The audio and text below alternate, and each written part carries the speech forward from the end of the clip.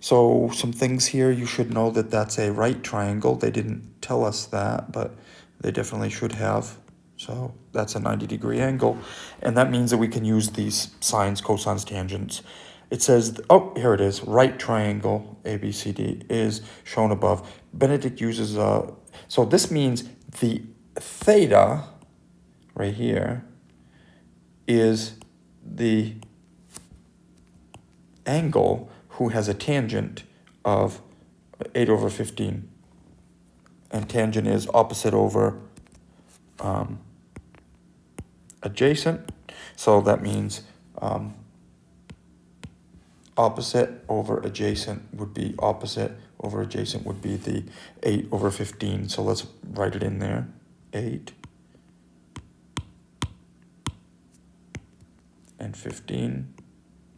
And that means we have probably need the other side to find sine, cosine. They want us to find how much is sine of the theta plus the cosine of theta. So we need to find that other angle, the hypotenuse, the longest side.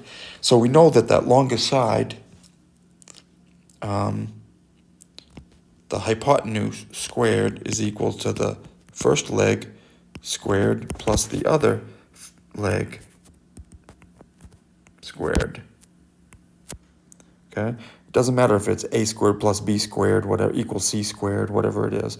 The longest side squared equals the sum of the two shortest sides, the squares of the two shortest sides. Okay? So to get the hypotenuse alone, we got to do the opposite of what was done to it.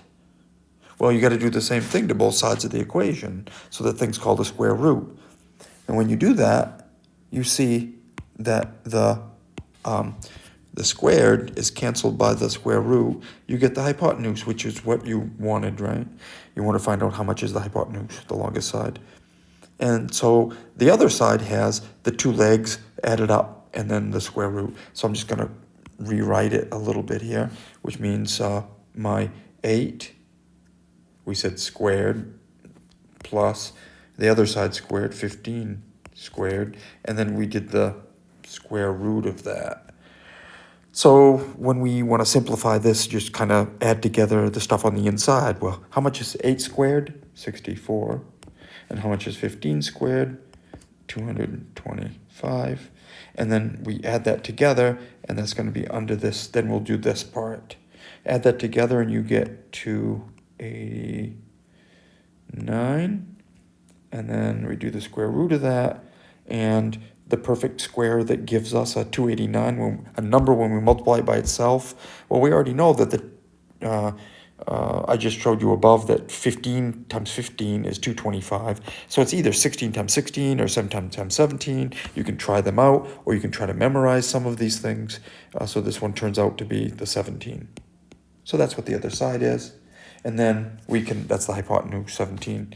And then we can go ahead and find, as they requested, sine plus cosine. Sine is opposite over hypotenuse. So that's going to be this number over this number, which is 8 over 17. That's my sine. So 8 over 17. And then I'm adding together my cosine, which you know the cosine is the adjacent over the hypotenuse for angle theta there. So you know that you're going to be putting together adjacent over hypotenuse. Yeah, so that's going to be 15 over 17. When the bottoms are the same, you can add things together. So you get 8 of those 17ths plus 15 more of those 17ths. That means you have 23 of those 17ths. Answer is A.